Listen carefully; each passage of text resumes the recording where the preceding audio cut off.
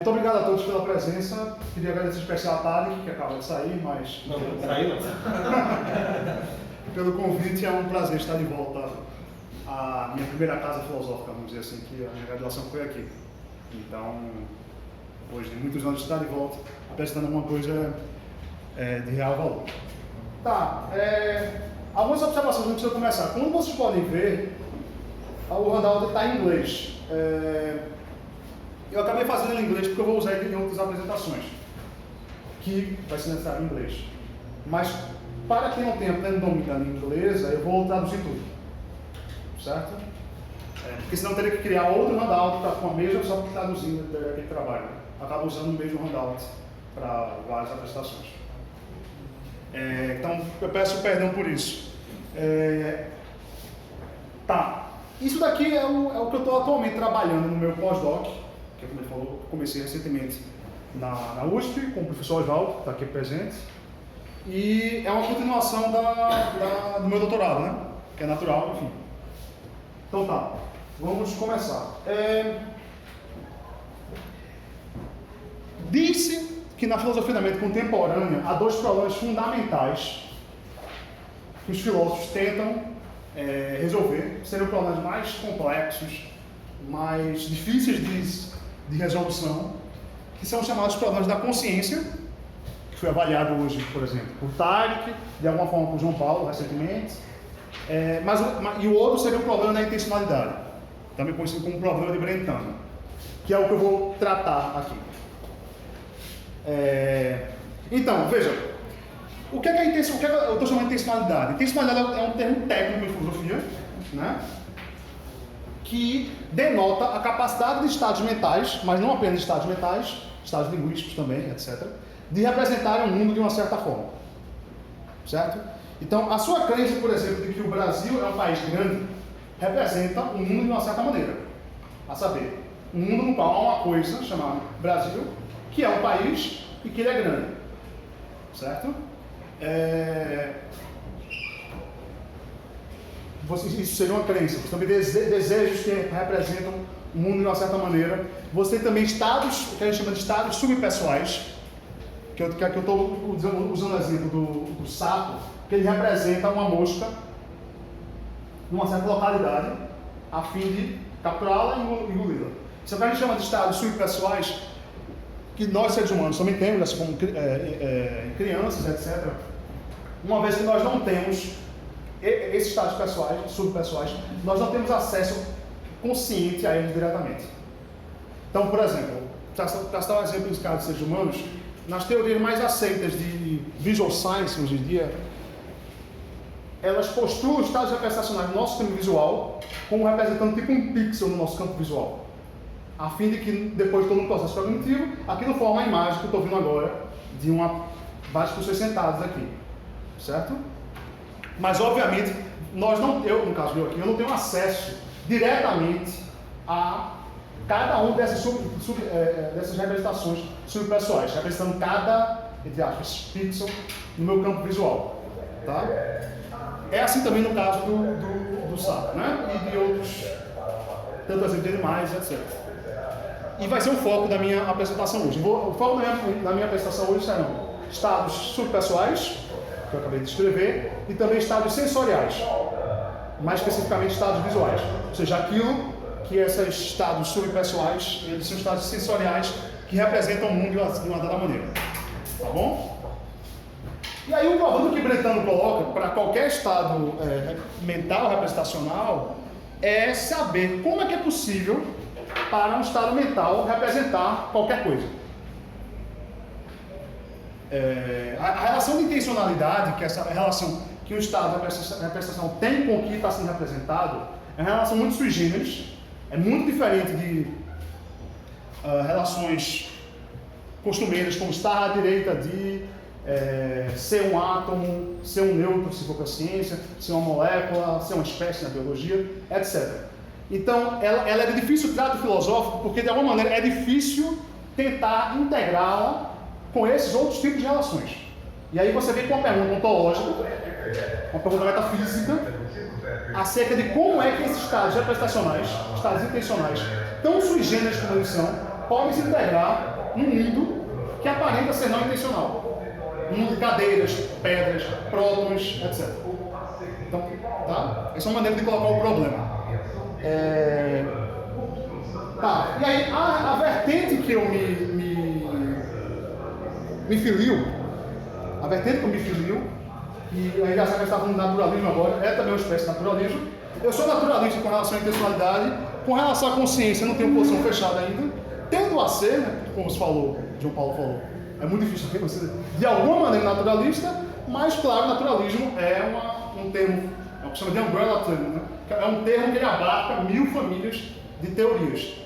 Aqui especificamente estou me referindo ao naturalismo ontológico, que é a tese de que no mundo há apenas estados naturais. A saber, aqui eu vou assumir que estados naturais são aqueles que ou são reconhecidos pelas chamadas ciências naturais, física, química, biologia, essa é a minha concepção, ou, se você preferir, ficar ao gosto do freguês, são estados que estão inseridos no espaço e tempo em relações causais. Os meus propósitos de hoje, essas duas concepções de estados naturais desempenham um papel teórico que precisa de desempenho. Tá bom? Então, como é que isso se encaixa? A pergunta que eu quero tratar hoje é como é que eu posso determinar como o estado representacional mental pode representar algo no mundo, certo?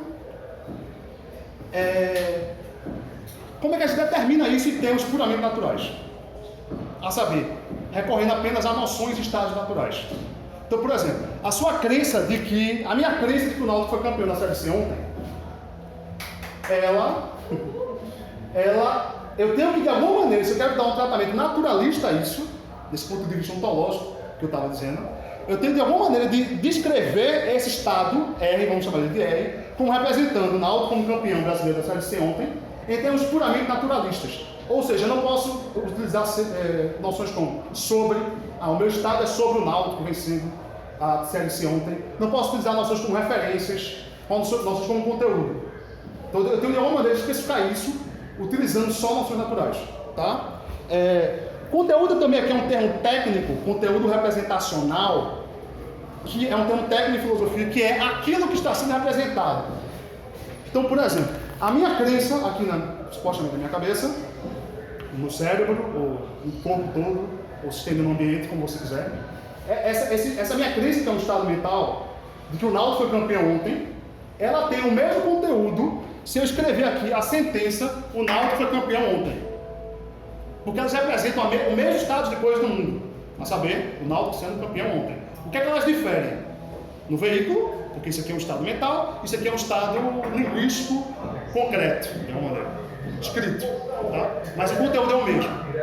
Ou então, se eu disser em inglês, Náutico won yesterday the Brazilian Championship. O conteúdo é um pouco mais complicado, mas só para ilustrar, o conteúdo também seria o mesmo. Qual iria discordar, mas a fins meramente ilustrativos.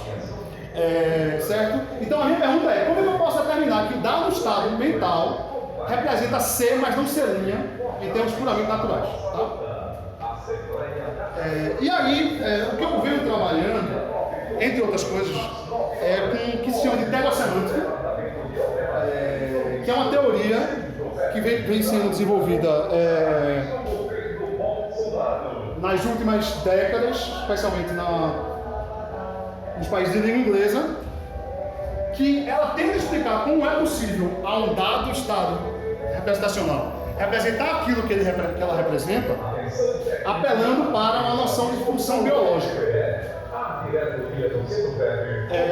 Então eu falo aqui, o que determina o conteúdo representacional do estado mental é a sua função biológica. E aí, com a seguinte pauta: informes, avaliação de conjuntura, construção da greve e encaminhamentos. Compareça, participe, fortaleça a nossa luta. Então, retornando. Mas o que eu estou entendendo como uma função biológica? Também é um termo técnico. Função biológica, o que os telecionanticistas compreendem, a função biológica de um dado traço biológico, e aí pensa em qualquer coisa, coração, sistema visual, pernas, etc, etc. A função biológica de um dado traço biológico é o efeito para o qual aquele traço foi selecionado. Houve na história daquele traço biológico de espécie daquela espécie, a qual aquele traço pertence. O processo de seleção, esse processo de seleção fez o design naquela espécie, certo? E favoreceu certos efeitos em detrimento de outros. E aqui, mais especificamente, embora a teoria não se resuma a isso, mas eu vou focar nisso, eu vou focar aqui em seleção natural, na evolução. Então, por exemplo, qual é a função biológica do coração? A função biológica do coração é bombear sangue pelo corpo do organismo, porque os ancestrais do coração, ao longo da história da espécie, foram favorecidos, em termos de sucesso e reprodução, para bombear sangue. Então, por exemplo, por que a função do coração é bombear sangue e não fazer um tudum, tudum? Já que esses efeitos, ainda que díspares, sempre vêm juntos, né? Porque o que foi adaptativo na história de corações foi bombear sangue e não fazer um tudum, tudum. Certo? Então, essa é a função biológica do coração. E aí, na evolução, o traço selecionado é aquele que historicamente teve o efeito de aumentar o que eu chamo daquele biological fitness, que você pode falar, no português seria mais claro, como a capacidade de adaptação da espécie. Tá? Você pode pensar isso em termos genéticos, mas aqui a gente se resume ao que foi que aumentou a capacidade de sobrevivência e a capacidade de reprodução. Tá? Então, esse é o critério que a gente usa para poder determinar quais efeitos de um dado traço biológico foram selecionados e, consequentemente, qual a sua função biológica. Certo? Ok. Mas como é que a gente sai dessa noção de função biológica e chega em estados mentais representacionais a fim de determinar como eles... o que eles representam? Antes de eu responder essa pergunta, eu queria fazer uma distinção aqui de dois problemas que eu tomo, eu e muita gente, mas eu compro essa posição de que são dois problemas fundamentais da filosofia da intencionalidade. Tá? A gente pode chamar o primeiro problema do status, que é o seguinte: dado que você tem um dado estado no mundo, por exemplo, Tarek sentado aqui agora é um estado no mundo. Outro estado no mundo é a minha crença de que o Brasil é um país grande. São dois estados no mundo. Tá? Vamos supor que são estados da mesma natureza mitológica, etc. Naturais, no caso, né? Estados naturais. Por que é que a minha crença, que representa o Brasil como um país grande, é um estado representacional, mas Tarek sentado aqui não é um estado representacional? Em virtude de qual fato? A minha crença tem o status de ser uma representação, mas o estado de Tarek sentado aqui agora não tem. Isso é um problema de status, um problema metafísico, né? Ontológico. Há certos estados no mundo que instanciam certa propriedade, em virtude da qual esse estado é um estado representacional, ao passo que estados não representacionais não instanciam aquela propriedade. Tá? O pessoal hoje de metafísica contemporânea, né, gosta de falar de ground. Uma das palavras seria: qual é o ground de estados representacionais? Tá? O que é que fundamenta? Em virtude de que propriedade, estados representacionais são estados representacionais. Esse é um problema. Mas eu não vou tratar desse problema aqui hoje. Eu estou mencionando ele para um refinamento teórico de distinguir do outro problema que este sim eu vou tratar, que é o problema do conteúdo. O nosso problema aqui é: dado assuma que um dado estado é um estado representacional. R, chama ele de R. Em virtude de que R representa C e não C'. Em virtude de que R tem conteúdo C, mas não C'. Vocês percebem que são problemas de níveis diferentes. Esse problema do conteúdo ele já assume que estamos lidando com um estado representacional. Tá? Então, de alguma maneira, o problema do status ele é constitutivamente anterior, de alguma maneira. Né? Mas, enfim. Tá, então, vamos focar apenas nesse estado, nesse problema do conteúdo. E o meu problema é como é que você pode determinar o conteúdo de um dado estado representacional apelando em termos de função biológica. Isso não é trivial, isso é extremamente complexo. Se você for para representações mais complexas, também não é o meu tema aqui, vai ser mais complicado ainda. Érico representando um triângulo, em virtude de que Érico está num certo estado mental que representa o triângulo. Isso é muito mais complicado e aqui eu vou focar em estados sensoriais. Tá? Beleza, dado esse refinamento, eu vou aqui descrever de maneira breve como é que a telesemântica tenta determinar o conteúdo representacional de estados mentais, tá bom? Então, a tese central, nessa variação de telesemântica, que na verdade também são várias teorias, mas vamos focar só nessa aqui, a tese central é de que o conteúdo da representação é aquela condição externa para o qual o sistema representacional que produziu aquele estado foi selecionado para discriminar.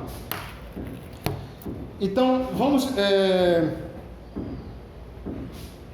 destrinçar um pouco aqui. O que eu estou chamando de discriminar? É a função de ser causalmente sensível a essa condição externa. Não ajudou muito, né? Mas eu vou tentar ajudar mais. Pense no caso do sapo, que vai ser o meu exemplo favorito do estereosemanticista, eu vou seguir aqui. Você tem o sapo que passou historicamente por um processo de seleção, não aquele sapo, quer dizer, também passa, mas o que é determinante é a história daquela espécie, certo? Ela passou por um processo de seleção pela evolução, de maneira que, no sapo de hoje, produto dessa seleção, quando passa um mosquito, o sapo vai lá, atira sua língua, pega e digere e bola para frente.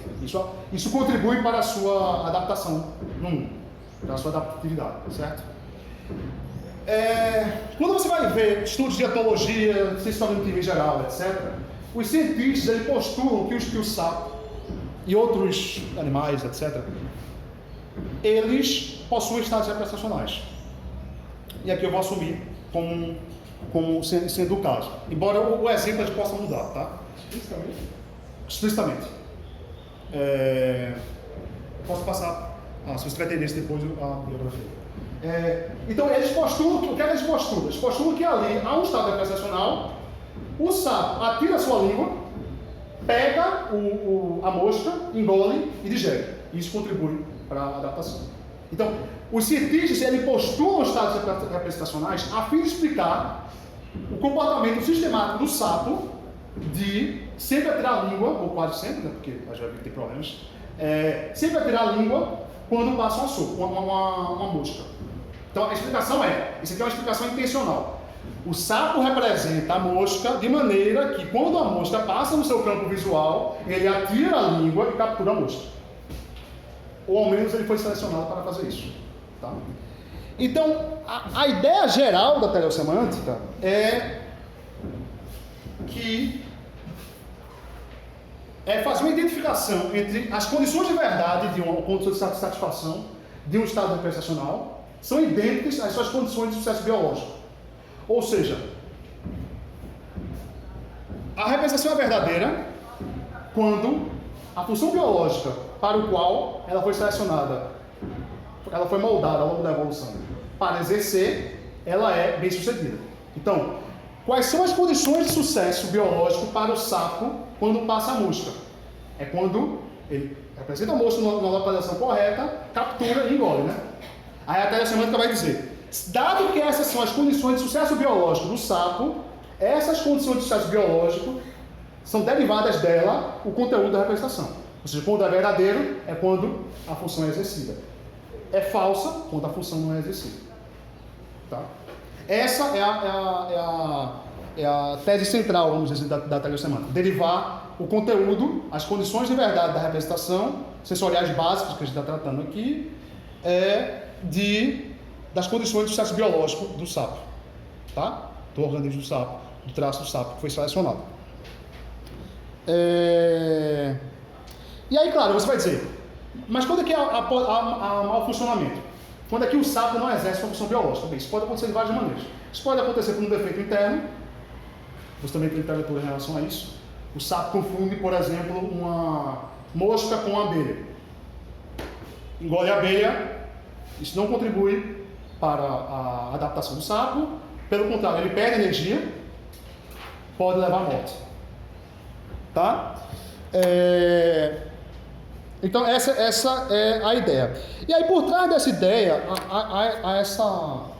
uma das grandes virtudes teóricas da paleosemântica, em contraposição a outras teorias naturalistas do conteúdo mental, é a questão de explicar como é possível falsas representações. Né? É o que se chama em inglês de The Problem of Misrepresentation. Como é que é possível para um dado estado, se você quer explicá-lo em termos puramente naturalistas, como é possível aquele estado ter representações falsas? Falsear a realidade. E aí a explicação é bem intuitiva.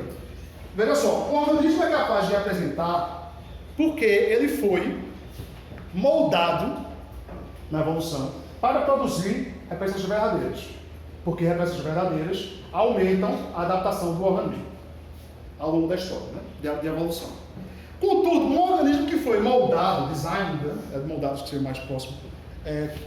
Contudo, um organismo que passou por um design para fazer algo, pode falhar em fazer isso. A noção de função, ela traz consigo a ideia de que o organismo que tem aquela função pode falhar em exercer aquela função. E aí você é um caso de mau funcionamento. Certo? Só vai haver bom funcionamento do organismo, claro, quando ele exerce a sua função. Então, como é possível um organismo que foi moldado para fazer algo falhar em fazer isso, você tem a possibilidade da falsa representação. Assim, o sistema que foi moldado para produzir representações verdadeiras pode falhar em fazer isso e produzir representações falsas. E aí vem a tese, né? A paleosemântica identifica as condições de verdade do conteúdo da representação com as condições de bom funcionamento do sistema representacional. O sistema representacional produz representações verdadeiras quando ele está funcionando em bom funcionamento, e ele produz representações falsas quando ele está em mau funcionamento. Essa é a tese central. É claro que isso aqui tem vários problemas. Muita gente objeta dizendo que nem sempre coincide aquilo que é bom funcionamento com as condições de verdade. Então você vai... É muito debatido na literatura, por exemplo, deixa eu atrapalhar isso também na minha tese. Se você pode ter situações em que você tem representação falsa que de alguma maneira contribui para o sucesso biológico do organismo. Se isso for verdade, o projeto cai por terra. Cadeias causais desviantes, é isso? Não, a gente pode conversar depois, mas não é exatamente isso não. Mas é um tipo de objeção comum, isso eu só estou sublinhando, não vai dar tempo de falar isso.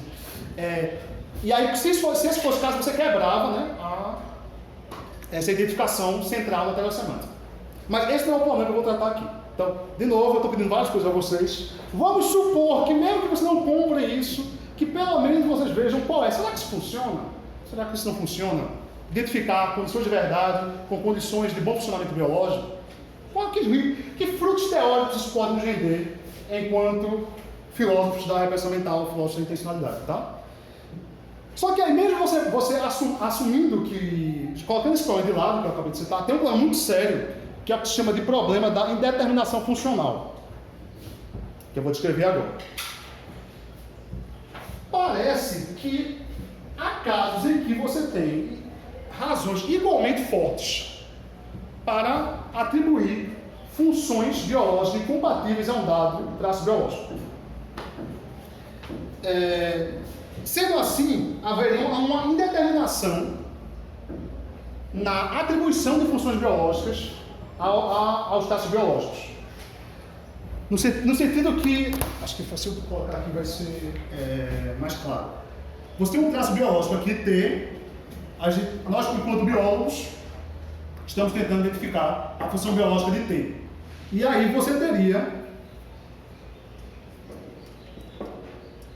F1 e F2 como candidatos igualmente plausíveis como sendo a função biológica dele. Há vários casos em que atribuir mais uma função biológica a um dado traço biológico não é problemático. Exemplo, certas aves possuem, esse é um exemplo clássico, possuem as penas tanto para auxiliar o voo, quando elas voam, né? Como também em lugares frios para regulamentar a temperatura interna. Esse não é um caso problemático, porque elas ficam totalmente paralelas. Contudo, vai ter caso no qual você vai ter se você atribuir uma função, o traço vai estar em bom funcionamento. Se você atribuir uma outra função, o traço vai estar em mau funcionamento. E vice-versa.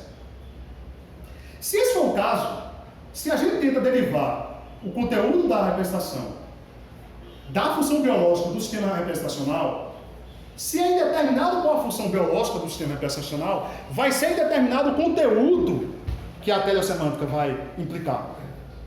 E aí você tem o pior dos mundos, porque a gente vai falhar naquele objetivo principal que eu elenquei aqui hoje, que era como determinar em termos puramente naturalistas o conteúdo daquela representação mental. Tá? Ou seja, vai ter um momento em que uma atribuição funcional vai dar dizendo que vai estar em bom funcionamento, portanto a representação vai ser verdadeira, e uma outra função, atribuição funcional, vai ter como resultado que está em mau funcionamento e, portanto, a representação é falsa. Aí você fica, tá, então é falso ou verdadeiro? Tá? Esse é o caso problemático. Então, o que a gente precisa, há mais de um problema de determinação funcional, né?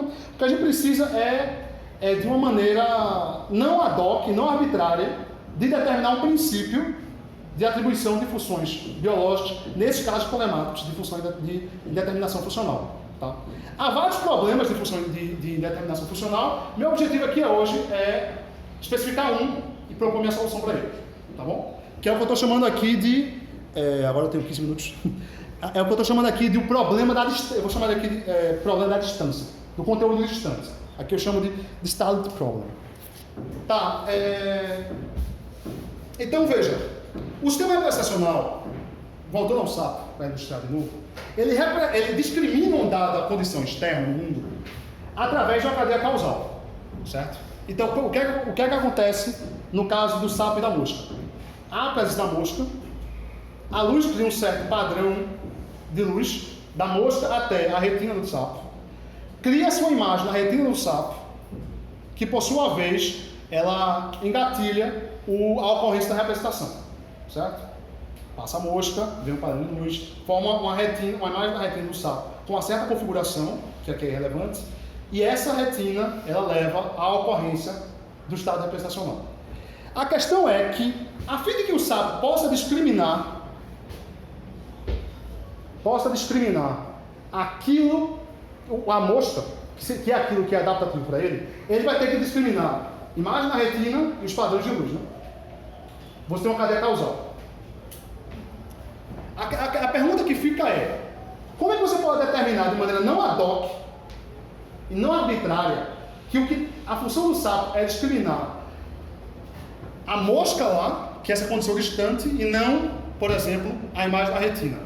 Dado que o sapo discrimina a mosca distante, está lá longe no campo visual, através da discriminação de imagem da retina. Se a cadeia causal, a pergunta é, por que a função dele é discriminar a condição distante e não a condição próxima, e não a imagem da retina? Esse é o problema. Claro que você pode perguntar, mas por que a gente não pode postular que na verdade o sapo representa a imagem da retina e não a mosca? Porque aí você vai ter problemas discriminatórios. Aquilo que eu falei no início, de que os etologistas, por exemplo, cientistas cognitivos, eles postulam estados representacionais para explicar o comportamento do organismo naquele ambiente, essa explicação intencional se perderia. Porque você, a partir daí, se você assumir que ele representa a imagem da retina, você simplesmente não vai ser capaz mais de explicar a relação do organismo com o resto do ambiente. Como nós fazia. Por que ele atirou a língua? Ele atirou a língua porque ele está representando uma mosca. Mas a imagem da retina passa o tempo todo nos olhos dele e nem sempre ele atira. Então, por que seria adaptativo? Porque não é, etc. Então, mas você precisa determinar isso, que é a condição distante, de maneira não ad hoc, não com... não, porque isso representa a condição distante, tem que ser baseado num argumento forte, né? De maneira não arbitrária. Tá, então, o primeiro passo que eu acho que tem que solucionar esse problema, eu vou pegar emprestado de Dvoretsky, que é um dos principais nomes da teleossemântica, que é o que eu estou chamando aqui de princípio da distância. São dois passos, tá? Para resolver esse problema. Então, o sistema representacional tem a função de discriminar a condição distante C, condição distante, aqui é a condição próxima, tá? Tem a função de discriminar a condição distante C, mas não o estímulo próximo Q. Por quê? Porque, na verdade, há uma multiplicidade de estímulos próximos, todos causam a ocorrência da representação na mente do organismo, certo? E esses estímulos intermediários, eles sempre têm como origem a condição distante.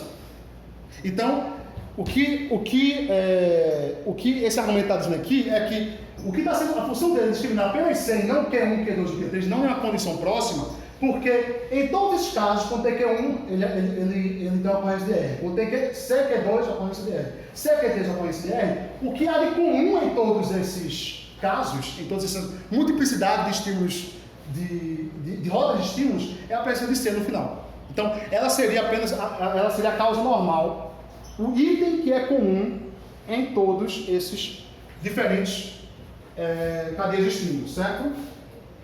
Então, a conclusão é de que a função do sistema representacional é discriminar C, a condição distante, e não nenhuma condição próxima. Minha visita aqui apagou. Mas tá. Isso de fato não é arbitrário, você está dizendo que há apenas um item que é comum em todas as cadeias causais, ok. Mas aí tem um problema. Essa objeção. O problema é que não há apenas um item presente em todas as rotas de estímulo que levam à ocorrência da representação R. Você tem um outro, a saber, Q1, Q2, ou Q2, ou Q3. Isso daqui é um estímulo disjuntivo, certo? Ou Q1, ou Q2, ou Q3. Esse estímulo aqui vai ocorrer desde que Q1, em um caso, ou Q2 em outro caso, ou Q3 em outro caso. E aí a pergunta que fica é, filosofia é difícil, né? A pergunta que fica é, me diga por que então, o que está sendo representado é a condição distante C, mas não a condição próxima disjuntiva Q1, Q2 ou Q3. No caso é a disjunção exclusiva. Q1, Q2 e Q3. Por que é isso daqui, esse daqui, não esse? Veja que o problema voltou, a gente tentou colocar ele para fora da sala e ele voltou pela janela. De uma forma disjuntiva agora. Então a questão que fica é, por que esse daqui, não esse? Lembra quando eu falei que a gente tem que ter um princípio não arbitrário, não ad hoc para determinar a condição distante como sendo o conteúdo? Você não pode chegar agora e dizer simplesmente, não, peraí, pelo amor de Deus, é claro que é a condição distante e não a condição disjuntiva próxima. Isso daqui é uma... É claro que o sapo não vai representar, ter um conteúdo disjuntivo. Aí você tem problema. Primeiro que isso não está dado, que não pode ser representado no conteúdo disjuntivo. E segundo, que isso também não explica por que tem que ser um e não o outro. Evolutivamente, novamente, se você pegar a história, se C foi sempre adaptativo representar C, também foi sempre adaptativo representar Q1, Q2 e Q3. Por quê? Porque Q1, Q2 e Q3 é o que leva à discriminação do C.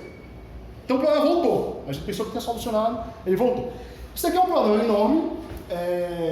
Muita gente acha que isso destrói aquela solução de duetos que eu estava dizendo, que o que está sendo representado é apenas o item comum a todas as cadeias causais de estímulo.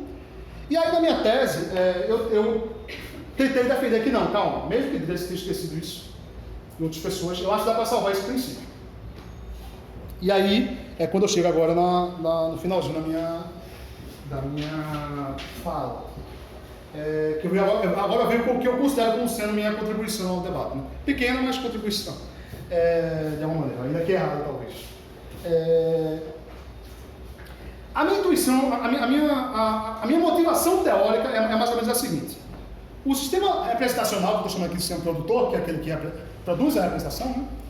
Ele tem a função de discriminar a condição distante, mas não a condição disjuntiva próxima, ou algo aqui, ou qualquer outra condição disjuntiva condição intermediária, estilo intermediário, ele representa esse aqui, não esse daqui, porque a discriminação desse daqui é apenas para o fim que ele almeja, a saber, a representação de C. Essa é a minha motivação, dizendo que o que está sendo, a função é discriminar esse daqui, não esse daqui, porque esse daqui é apenas um meio para a discriminação disso aqui, e não o contrário. Mas aí, de novo, isso aqui não, só não vai solucionar o problema, porque ela pode dizer, mas calma, mas a questão da discriminação continua a mesma, ele continua discriminando esse daqui através desse daqui. Por que eu vou ter que comprar esse segundo princípio? Que é aqui a minha proposta. E aí, para lidar com isso, para tornar isso daqui, essa é a minha ideia, essa é a minha motivação aqui, essa é a minha proposta, não arbitrária e não ad hoc, eu desenvolvi a seguinte justificação, apelando para cenários contrafactuais de evolução. Este é o caso que ele discrimina isso aqui só para discriminar isso daqui, é um meio apenas para discriminar isso aqui, em virtude do caráter disjuntivo desse daqui, mas isso daqui tem uma explicação evolutiva, e é por isso que, não, a meu ver, não é ad hoc ou não arbitrário. Qual é? Suponha o seguinte, nesse caso daqui é Q1, no caso atual, na história atual, foi Q1, Q2 e Q3, a discriminação de Q1, Q2 e Q3 que leva à discriminação de C, certo? Vamos imaginar um cenário evolutivo contrafactual, que tudo é igual, com exceção de Q3. Q1 é o caso, Q1 também leva a C, Q2 também leva a C, e Q3, só que Q3 não mais leva a C. Quem leva agora é Q4. Você pode imaginar a diferença com uma pequena modificação na imagem da retina no sapo, por exemplo. E aí o sapo, o sistema visual do sapo também tem literatura empírica mostrando isso. Ele é capaz de ter certas variações de detecção da imagem da retina que levam ao sapo, que levam à mosca, né? Então, nesse cenário contrafactual é Q1, Q2 e Q4 que levam à detecção de C. E Q3 e Q4 são muito similares, a diferença é uma modificação mínima na imagem da retina que construiria Q3 para Q4. Então, a minha ideia é o seguinte, nesse cenário alternativo, nesse cenário evolutivo contrafactual, a evolução teria selecionado o organismo para ter a capacidade de discriminar agora Q1, Q2 e Q4. E não Q1, Q2 e Q3, como é o caso na história atual, da evolução atual dos sapos, ou do organismo relevante. Certo? Por que esse é o caso? Porque nesse cenário alternativo, este é o meio que leva à adaptação do organismo. Porque o que é adaptativo é a detecção de C, a discriminação de C. Certo? E no cenário alternativo, Q1, Q2 e Q4 que levariam a condição de C. Se isso for verdade, e isso é problemático, eu vou vir com uma objeção, se isso for verdade, essa minha avaliação de cenários contrafactuais evolutivos, você pode sair fazendo Q1, Q2, Q3, Q1, Q2, Q4, Q1, Q2, Q5. E aí, volta aquele cenário no qual C seria o único item que ocorre através desses cenários contrafactuais e o atual de evolução da espécie. Ou seja, você voltaria a ser como sendo a causa normal ao longo desses cenários evolutivos. E aí aquele princípio da distância que eu falei no início, ele determina C como sendo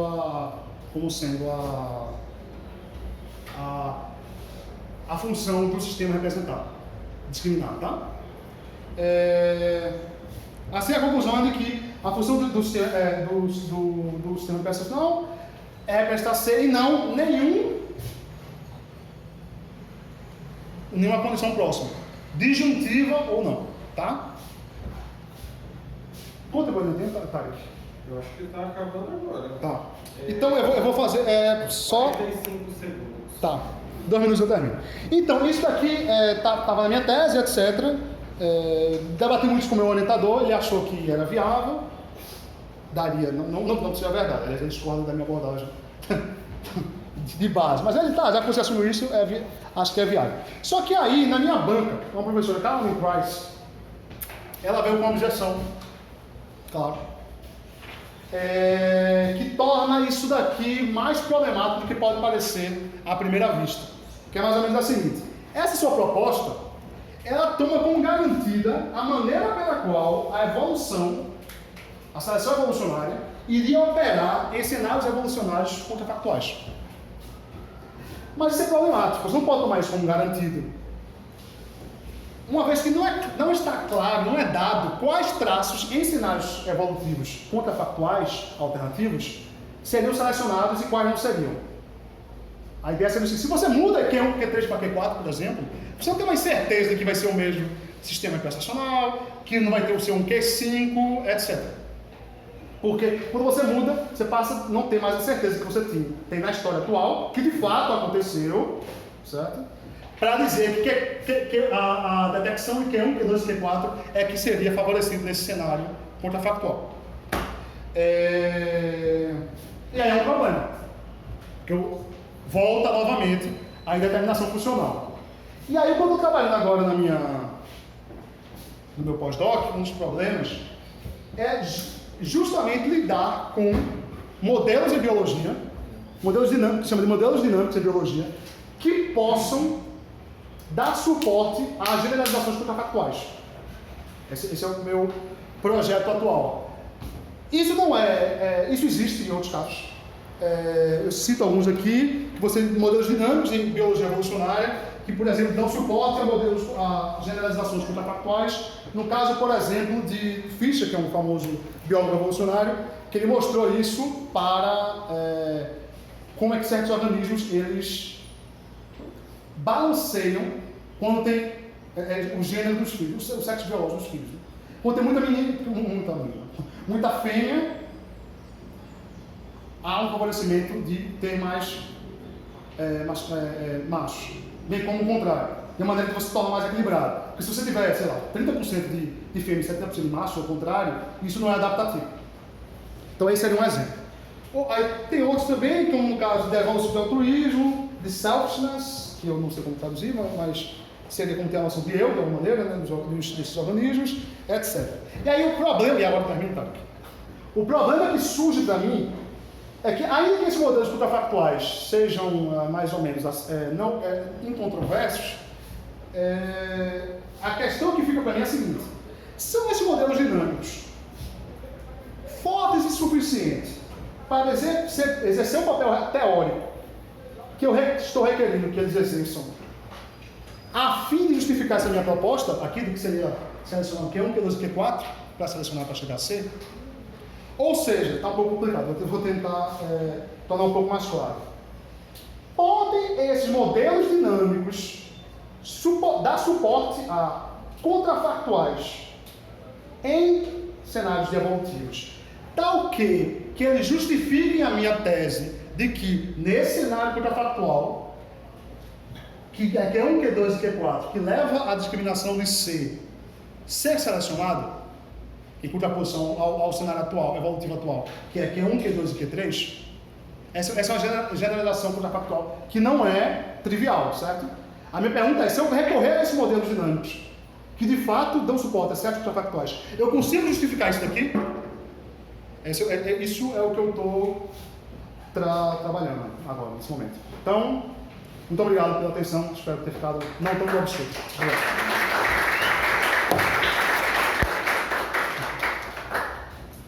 Pessoal, abre para perguntas. A primeira que eu vi foi Ana. Alguém aqui atrás? E para a divisão periférica que falhou. E Ana? Você falou de Pode falar. uma mudança de função no momento em que seria mais adaptativo, né? Para o organismo. Alguma coisa muda e para ele seria mais adaptativo mudar aquela função. No cenário alternativo.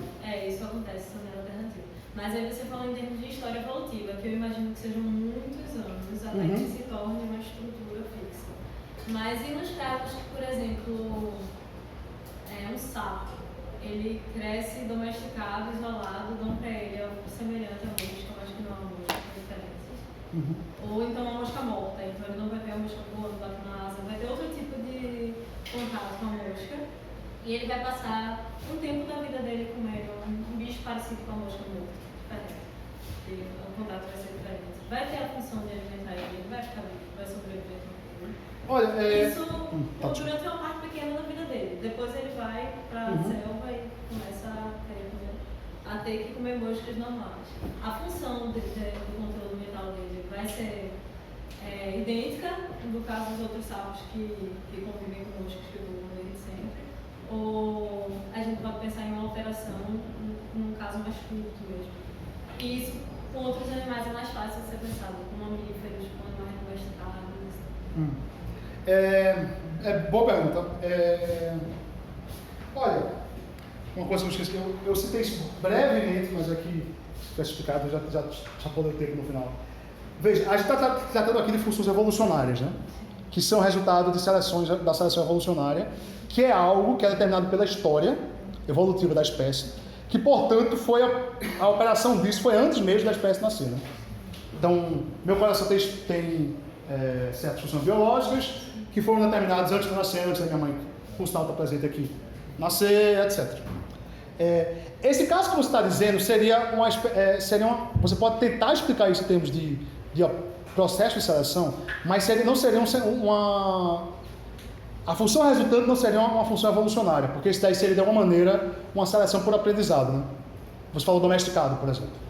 Então, seria uma função que ele adquire, e tem teorias telesemânticas que apelam para isso, porque você não vai conseguir dar conta de todos, obviamente, todos os estados representacionais apelando só para funções evolucionárias. E aí eles tentam, eu não entrei nessa confusão ainda, não sei se foi eles tentam determinar, no caso, o conteúdo, apelando para essas funções que são resultado de aprendizagem, de seleção por aprendizagem. É um campo que ainda não foi muito desenvolvido na área, já tem 40 anos de teorias biológicas, elas desenvolveram muito, enfim, né? Desde os grandes, desde os minúsculos como eu, mas esse é um campo ainda aberto, apesar de já ter alguns artigos. Então, obrigado, tá? Essa explicação da representação, ele não me parece universal, ele parece caber tão somente um nível muito fundamental de intencionalidade de representação. Certo? Seria um problema para os sapos. Mas parece que ele não dá. Eu não vejo como estender isso para tipos de representações mais complexas, representações abstratas, coisas que não envolvem necessariamente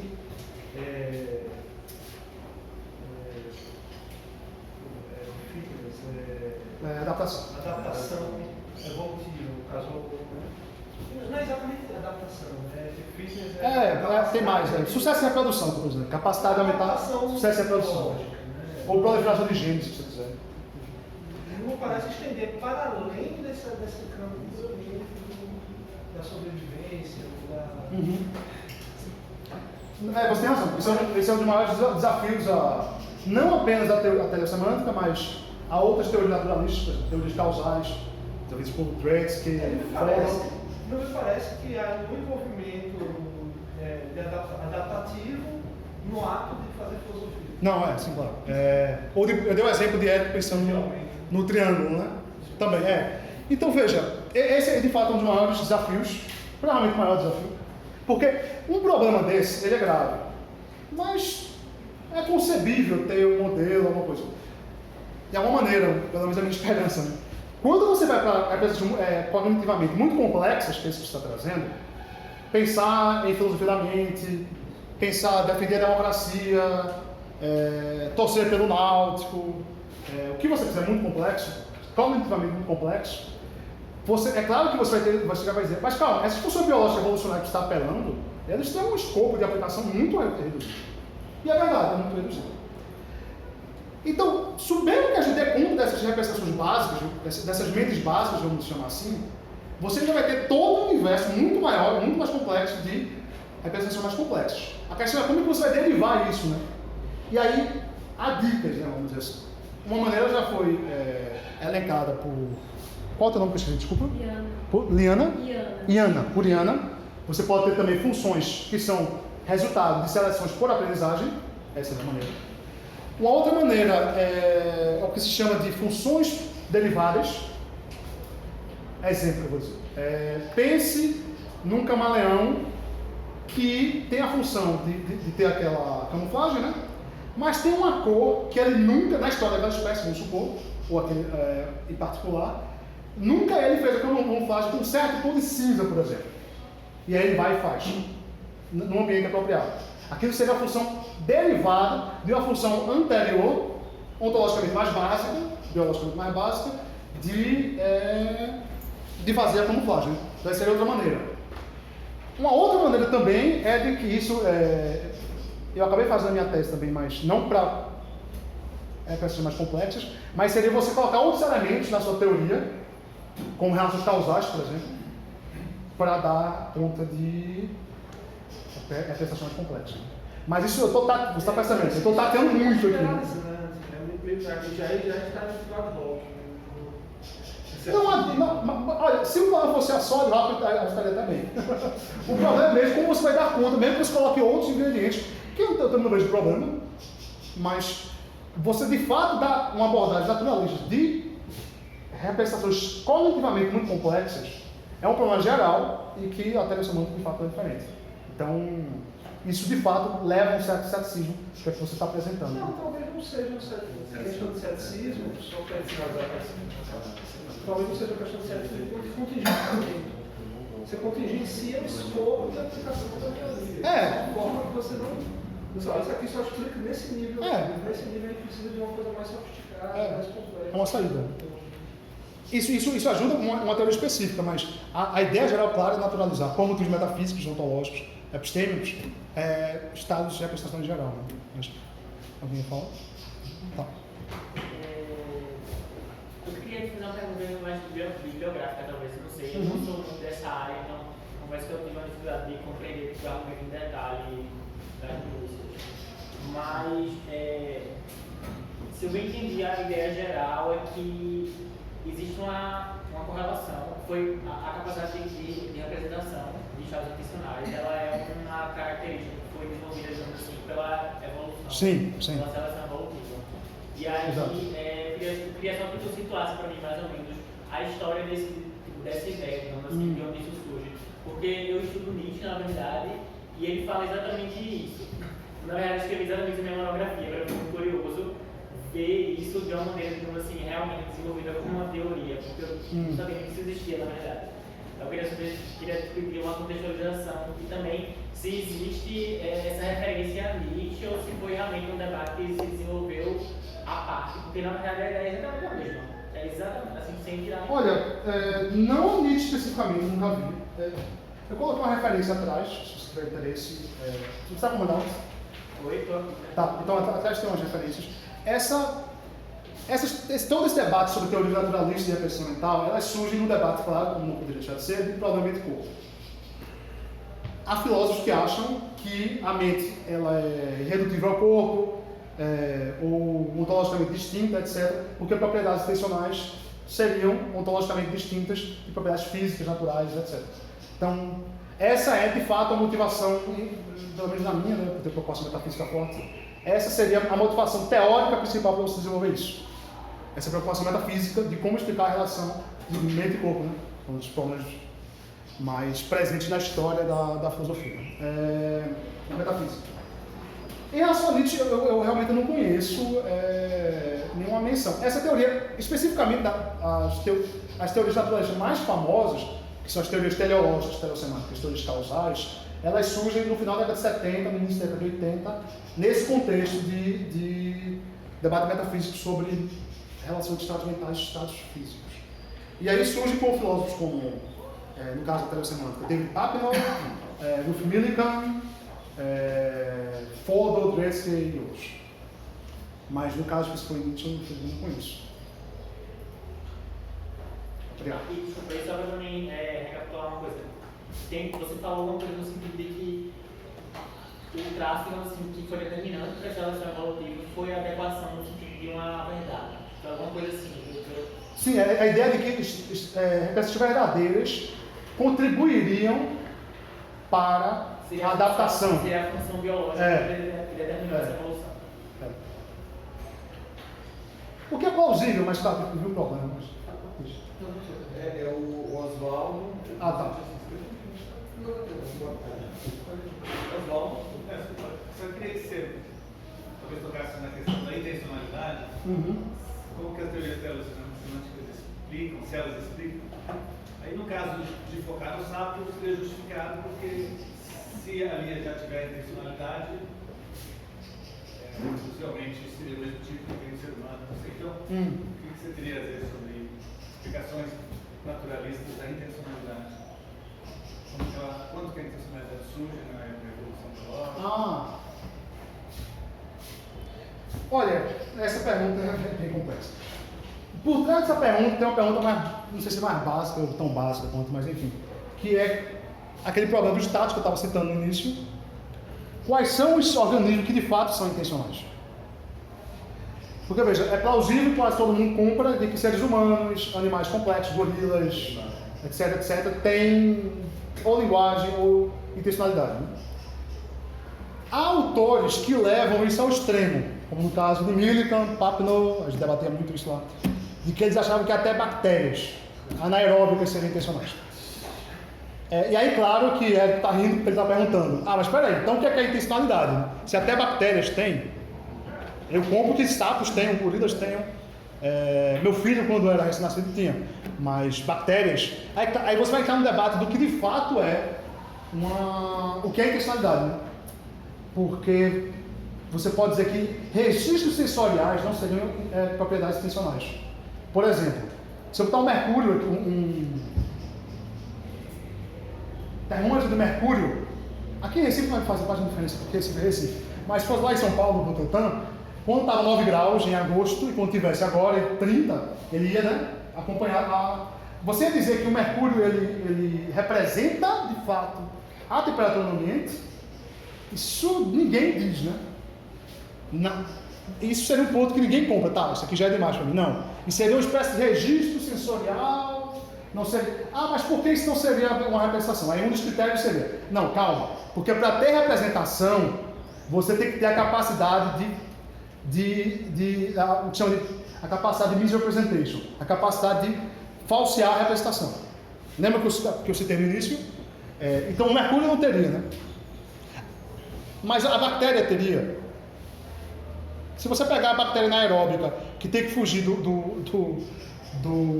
fundo do mar, porque ela é rica em oxigênio, e ela morre, se você sacanear com ela e colocar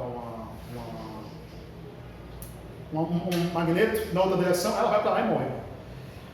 Isso é uma falsa representação ou não é?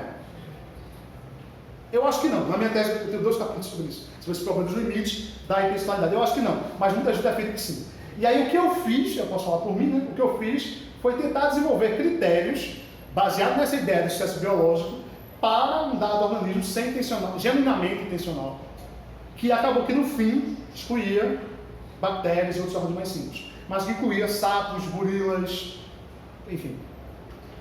Esse é um debate forte.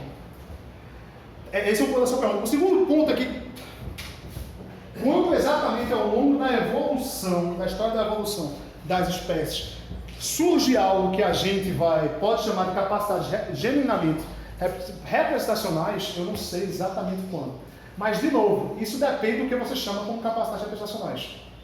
E aí esse é um debate puramente, não porque nada é puramente filosófico, mas esse é um debate de fato de filósofos. Porque isso, eu vi tanto ao vivo como fui na literatura, os cientistas cognitivos, etologistas, todo mundo, psicólogos de alguma maneira, que tratam dessas mentes mais básicas, eles falam de representação com naturalidade. E aí eu vi, e aí é muito comum você ver, olha, a gente fala de representação, de capacidade de representar, de representação verdadeira, representação falsa, mas nem sabe o que é isso. Porque para eles isso não é um problema real, né? Tipo, para um cara desse, se representa isso daqui, ou outro Czinho, tipo, outro problema de determinação funcional. O que está sendo representado é mosca, é comida, é pequenos pontos pretos. Isso para ele não importa. Importa para a gente porque a gente tem essa preocupação ontológica forte, né, por trás.